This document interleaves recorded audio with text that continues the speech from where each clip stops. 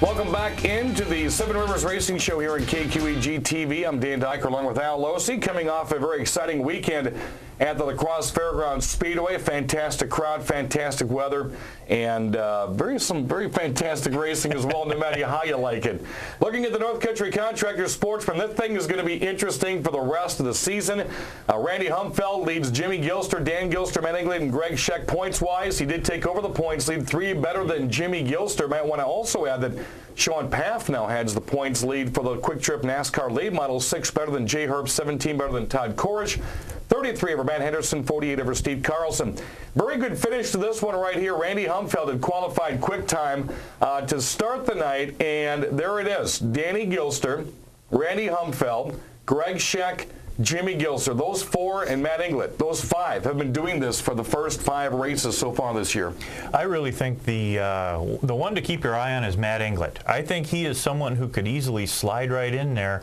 The top 3, of course, Humfeld and the 2 Gilsters, are on the top of the leaderboard of the points, but I think Englert has a shot at sliding right in there. I say the same thing about Matt Henderson with the Quick Trip NASCAR late models. Matt is sitting back in the rocking chair, and he is just waiting to see what happens with the front runners right there. And I think Matt's in a very good position, 33 points out on the year. Again, Randy Humfeld now has a 3-point lead over Jimmy Gilster, 5 better than Danny Gilster. Only really had one weird portion of the race that we're going to see here, and that involved Greg Scheck. Scheck had been running so nice and so fast up front for pretty much the entire 15-lap feature, and just kind of had a little bit of a problem in turns 3 and 4. Yeah, we don't know what it was either. We were down there. Our whole team was down in that corner watching that race, and when he went around, we were kind of surprised because we weren't really sure if we saw something hit or what happened.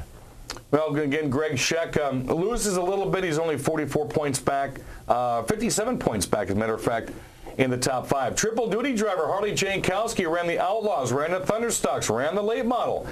Did a nice job. He won the Thunderstock feature on Saturday night.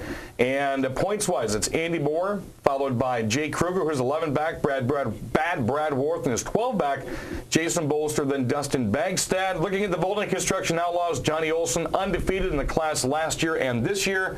And he's out doing it again, leading Jerry Ellsworth by 4 points. I really thought the 09 Jerry Ellsworth was going to catch him once he got around to some lap traffic.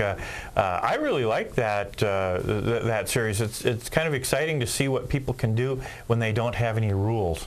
Well, I like it because you get the 2 monsters that run out front, like Olson and Ellsworth, and then you had Charles Vian, Rusty Winchell, Jankowski, Kayla Steinhoff. You're getting some Thunderstocks to try to give that class a chance as well. And they may not have the horsepower, they may not have all the fancy stuff, but what they do have is an advantage of knowing that short track. Oh, yeah. Oh, yeah. And you're going to see Johnny Olson and Jerry Ellsworth running Toma as well in that sportsman's class on Friday nights. Next up, Friday night, Speedway is going to be Unique Edge Customizing Street Drags.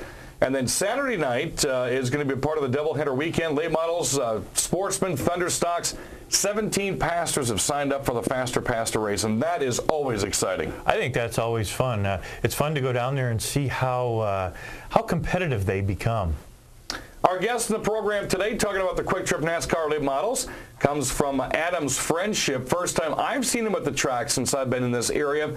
Drives the number 90 car, and would like to welcome Joel Wimmer to the program. How are you, buddy? Thank you very much. Good seeing you again. Yes, good to see you. How are the kids? I know you had some fever issues to deal with last weekend. They're doing good, very good. In fact, they're going back to the doctor today, but they're all doing very well and ready for another week of racing, I can tell you that much. Did they get to come up and watch Joel race? They do. Last year, my daughter got to come over and help me work on a dirt car a little bit over at Beaver Dam, and she's fixed my car a couple times when I bent it up into Dell, so she's always quick to be there and saying, Daddy, I'll fix it. So Joel is the 2005 Dell's Rookie of the Year, but as we were talking before the program, your racing experience goes way, way beyond 2005. Yeah, actually, I'm a fourth-generation race car driver. I come from a very big family of racing on both sides. My aunts, uncles, all have done it. I got a great uncle that's in the Indianapolis Hall of Fame, National Sprint Car Hall of Fame, Badger Midget Hall of Fame.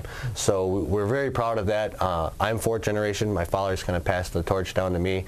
He raced in the Mars Series as well as the WCS back in the day.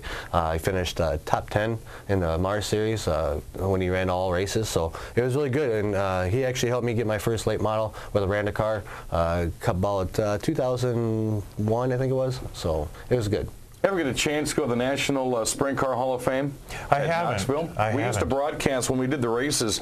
That was located in turn 2 of the racetrack. We were on the 4th level of the Sprint Car Hall of Fame, and it's just an outstanding place to be. What is the relationship with you and Jeff Gordon here? Actually, my first race ever against, I was driving a Pepe Marchese prepared vehicle, and we raced against Jeff Gordon down at Granite City, Illinois. And it was one of the first opportunities I ever got to drive for him. Great opportunity. The man lapped me, obviously, but he would come out in the Pontiac V6, and we had a Volkswagen 4-cylinder, so it made a big difference. But it was a learning curve for me. Great opportunity. Grew up. He was in Pittsburgh. I was in Danville, Indiana, so it kind of worked out with that. Any clue back then that he would end up being the Jeff Gordon of today?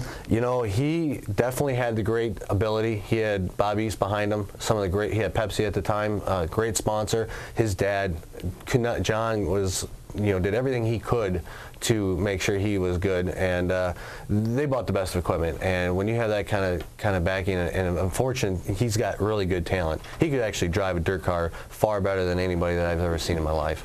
Now, how many different states and tracks do you think you've ran since the early goings? I would probably say, I'm going to safely say probably 10 different states. We've traveled quite a bit between myself, and I worked on an IndyCar team as well, and we did some ASA stuff. And we're very fortunate to have some good people step up and say, hey, let's try this. And so I went down to Huntsville, Alabama, tried the All-Star Series to make a couple of races down there. So. Joel Willman drives the number 90 Quick Trip NASCAR late model coming out of Adams Friendship. When we return, he's got some interesting stories that are on the car this year that you may or may not have seen or known about that struck my interest. The very first time I saw him put hot laps on the track, I recognized a certain symbol he has on the hood of his car. And we're going to ask Joel about that on the other side of a break here on KQEG's 7 Rivers Racing.